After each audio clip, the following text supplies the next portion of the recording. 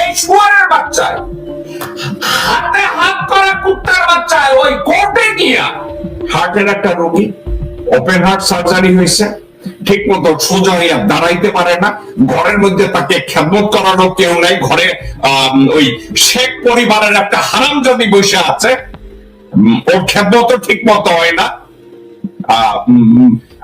এখানে লোকজন আমাকে বলে মুসলিম ফ্যামিলিতে যারা বিয়ে করছে তাদের কারো জীবনই নরমাল না, সবগুলা সুইসাইড।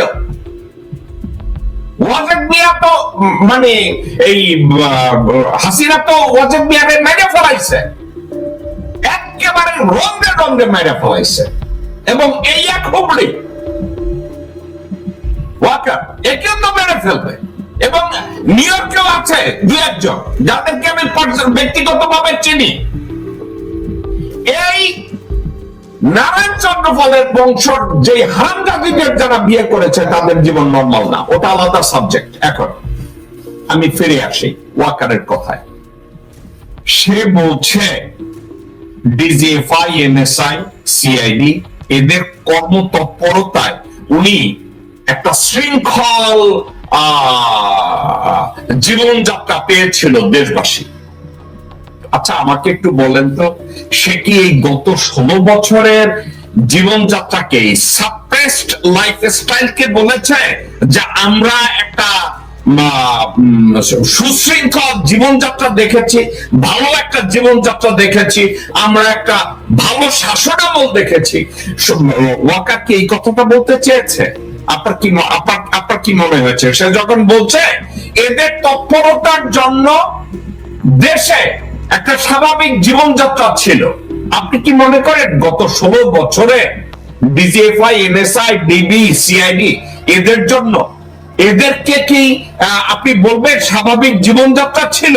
উনি কোন জীবনযাত্রার কথা বলছে? আপনার দৃষ্টিতে কি মনে হয়েছে কাজী আব্দুল্লাহ আল মামুন? ধন্যবাদ। আসলে যেটা উনি এই বক্তব্যগুলো দিয়েছেন এত সেলফ কন্ট্রাডিক্টরি, আর মানুষ এত কনফিউজ হতে পারে তার বক্তব্য দিয়ে, এটা পরিষ্কার। আর 2 নম্বর হলো, একটা জিনিস তো ওই সেন্ট্রাল পয়েন্টে যেটা হিট করছে সেটা হলো যে আগে আর বর্তমান। আগে বলতে যদি ধরে নেই গত 16 বছরের হাসিনার খুনি ফ্যাসিস্ট জমানা, ওইটাকেই উনি গ্লোরিফাই করার চেষ্টা করছে, এটাই বোঝা যাচ্ছে। আর এখন যেটা বোঝা যাচ্ছে যে এখন তারা প্যানিকে আছে, কাজ করতে পারতেছে না, 2 লক্ষ পুলিশ এখানে আছে, হ্যাঁ যারা অন্যায়তার বিচার হবে, অর্থাৎ হলো আগে ভালো ছিল এখন খারাপ আছে, কাজে এখন ইউনাইটেড হইতে হবে, অর্থাৎ শক্ত হইতে হবে, অর্থাৎ ওই যে সামরিক বাহিনী কিংবা ওইরকম ভাবে একটা যে একটা অবস্থা তৈরি করা, দেশের আইন শৃঙ্খলা পরিস্থিতি অবনতি হয়েছে এবং ওটার জন্য কাকে দায়ী করতেছে উনি নিজেই বুঝতে পারতেছেন না। তবে উনি বলতে চাচ্ছেন এটার জন্য দায়ী হলো যে বর্তমান যে পলিটিক্যাল সিচুয়েশন, ইনডাইরেক্টলি ওটাই বোঝাতে চাচ্ছে। আগের এই মুহূর্তে সে জনগণকে দোষ দিতে চাচ্ছে, এই মুহূর্তে দোষ দিতে চাচ্ছে ডক্টর মোহাম্মদ ইউনূসকে, এই মুহূর্তে দোষ দিতে চাচ্ছে মানুষের আশা আকাঙ্ক্ষাকে, এই মুহূর্তে উনার ব্যর্থতাটাকে কেউ যদি পয়েন্ট আউট না করে। সাবজেক্টটাকে আসলে এইরকম। এক্স্যাক্টলি সে থ্রেট করছে, সে টোটাল জনগণ থ্রেট করছে। এবং এরকম থ্রেটের কারণ হলো যে আপনি দেখেছেন যে ভারতের সেনাবাহিনী যেরকম এক ধরনের নির্দেশ দিয়েছে যে বাংলাদেশ সরকারকে অনতিবিলম্বে নির্বাচন করে আসলেই তাদের সাথে তারা ভালো সম্পর্ক করবে।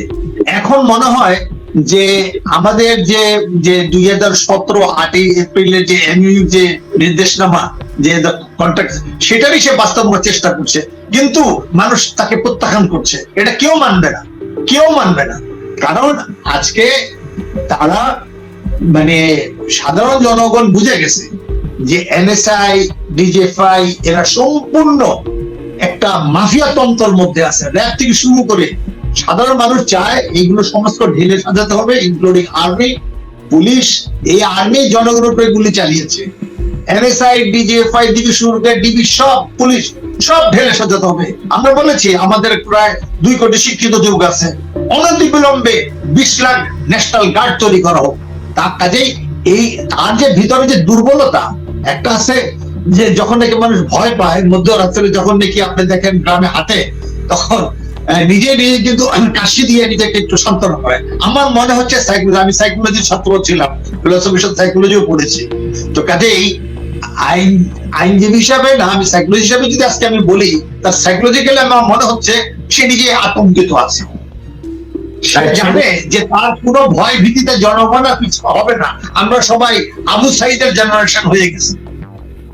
আমাকে একটা কথা বল, উনি বলেছে ডিজিএফআই এই যে বাংলাদেশে মিডিয়াগুলোর গলা চিপে ধরেছিল, ইলেকট্রনিক্স মিডিয়া এবং প্রিন্টিং মিডিয়া, এদের গলা চিপে ধরে প্রতিদিন তাদেরকে কল করে দিত, তাদেরকে সেন্সর করতো যে আপনারা এই নিউজ দিতে পারবেন, এই নিউজ এইভাবে দিতে পারবেন অথবা দিতে পারবেন না। এই কাজগুলো কে করছে? এই কাজগুলো কি ডিজিএফআই করে না? এই কাজগুলো কি এনএসআই করে না?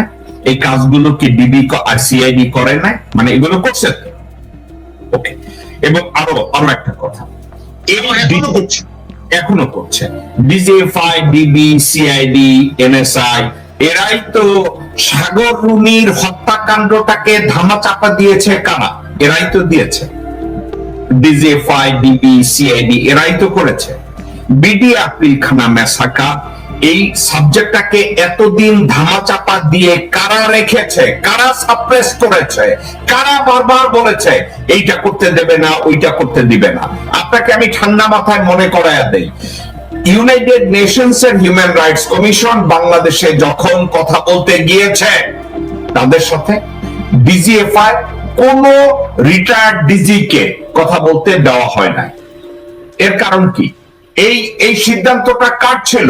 এই সিদ্ধান্তটা ছিল ওয়াকারের। ওয়াকার সিদ্ধান্ত নিয়েছে যে ইউনাইটেড নেশনস এর হিউম্যান রাইটস কমিশনের ইনভেস্টিগেটররা যেন ডিজিএফআই পুরানো কোন ডিজি কে ইন্টারভিউ না করে। কিন্তু এখন দেখেন এই বক্তব্যের পরে কি বেরিয়ে এসছে, একটু স্ক্রিনটা দেখেন। এই লোক লেফটেন্যান্ট জেনারেল সাইফুল আলম, সে ছিল ডিজিএফআই ডিজি, তার বাসায় 2.5 কোটি টাকা জব্দ করেছে 2 দিন আগে। এতদিন সময় নিয়েছে কেন? সময় নিয়েছে বাসা থেকে টাকাগুলো সরাই দেওয়ার জন্য। অর্থাৎ তাদেরকে বলছে ওই যে 626 জনকে ক্যান্টনমেন্টে যেভাবে সরিয়ে রেখেছে, তো বলছে পুরানো ডিজি যারা আছো, আমি তোমাদেরকে আগস্টের 5 তারিখ থেকে এখন পর্যন্ত রক্ষা করছি, আর পারতাম না, তোমরা যে যেখান থেকে টাকা পয়সা সরাও। লেফটেন্যান্ট জেনারেল সাইফুল হাজার হাজার কোটি টাকা আর্ন করছে, লুকাইছে অবৈধভাবে, তার বালিশের নিচে লুকাইছে, বিদেশে পাচার করছে, ইন্ডিয়ায় লুকাইছে, সবকিছু করছে। এখন মাত্র 2.5 কোটি টাকা ধরার জন্য তুমি এখন রেট দিলা, ওয়াকার দেখাইলো আমি বিগ কাহু না। আপনার কাছে কি সাবজেক্ট এরকম মনে হয় না কাজী আব্দুল্লাহ মামুন? তাই তো মনে হয় 6 মাস পরে সেটা সরাইতে পারে নাই, এটা একটা আই ওয়াশ। মানে এই যে গ্রেফতার করাইছে গত 2-3 দিন আগে 626 জন লোককে ক্যান্টনমেন্টের নিচে, তাদের গ্রেফতার করেন, লক্ষ্য করেন, টাকা জব্দ করছে কিন্তু তারা গ্রেফতার করে না। তার বউকে গ্রেফতার করে নাই, তার আত্মীয় স্বজনকেও কেউ গ্রেফতার করে নাই, তার কোনো গ্রেফতার করে নাই। যদি এই টাকা আপনার ঘরে, আপনি যদি বাংলাদেশে চাইলে আপনি শুধু গ্রেফতারই না, হ্যান্ডকাপ লাগাইয়া, পায়ে দেরি লাগাইয়া, প্রেস কনফারেন্স কইরা দেখা যায় এই যে জ্যাকব মিল্টন, এই যে জ্যাকব মিল্টন। তো আমার একটা কথা, এদেরকে আপনি বলছেন একে গ্রেফতার করবে, আপনি গ্রেফতারের কথা বলছেন, আপনি নিজের চিন্তা করে দেখেন, আগেকার যেই অবৈধ আইন মন্ত্রী ছিল আনিসুল হক, শুয়ারের বাচ্চা, বান্দির ভূত, এখন কোর্টে গিয়া ওই জাজের সাথে পিপির সাথে আলোচনা করে এই আইন ব্যবস্থাকে কেমনে আবার পুনর্বাসন করবে, ওনারা যদি আবার ক্ষমতায় আসে, এটা এইভাবে কারেক্ট করবে, ওইটা ওইভাবে কারেক্ট করবে। এই শুয়ারের বাচ্চায় হাতে হাত করা কুত্তার বাচ্চায় ওই কোর্টে গিয়া সে এখনো স্বপ্ন দেখে আবার সে আইনমন্ত্রী হবে, ও এটার থেকে এইটা করলে আমরা এখন আবার পুনর্বাসন করব। আপনি এই বিষয়গুলোকে, এই যে সালমান রহমান বা অন্যান্য মন্ত্রী, অন্যান্য এমপি যাদেরকে হাজতে নিছে, তাদেরকে কি ভ্যাকেশনে রাখছে মনে হয় না? আজকের আপনি হঠাৎ করে একটা কথা বলছেন, সাইফুলের বাসা থেকে 2.5 কোটি টাকা জব্দ করছে, কিন্তু তার আত্মীয় স্বজন, জায়গা জমি, অন্য কিছু কোনো কিছু জব্দ করা হয় না, কাউকে গ্রেফতার করা হয় না। টোটাল সাবজেক্টটা কি তাইলে আপনি যেটা বললেন আইওয়াশ, জাস্ট আইওয়াশ? এক্স্যাক্টলি, এছাড়া কি? আপনার মনে হয় না জেনারেল ওয়াকার এর চেয়ে একটু ভালো কিছু করতে পারে? এখন এখন আপনি যেটা বলছেন, উনি নিজেও শারীরিকভাবে অসুস্থ আর মানসিক ভাবেও তার যে ডোমেস্টিক অ্যাফেয়ার্স কিংবা তার পারিবারিক, সেটা দিকেও সে পর্যদস্ত। কিন্তু এটা তো সত্য কথা যে সে যা কথা বলে, যা মুভ করে, সেটা একদিনের না। এই যে আপনার বিডিআর জেনোসাইডের ঘটনার থেকে আজকে যদি হিসাব করেন 2009 থেকে, তো সে এতদিনে সে অভ্যস্ত, ব্রেন ওয়াশ হয়ে গেছে, তার কোনো সৃজনশীলতা নাই, কিচ্ছু নাই। কিন্তু এখন তার একমাত্র প্রভু দিল্লির যদি তাকে পুনর্বাসন করে, তাকে যদি বাঁচায়, সে ওইদিকে আছে, কিন্তু কেউ বাঁচতে পারবে না। I am sure of it. তারা যেন স্বপ্ন না দেখে, এবং যারা এখনো মনে করতেছে এই চুপ করে ঢুকে গেলাম আবার আমরা ক্ষমতা আসবো, সেটা যেন না দেখে। আর কোন ধরনের গৃহযুদ্ধ, কোন ধরনের ইন্ডিয়ান আর্মি এসে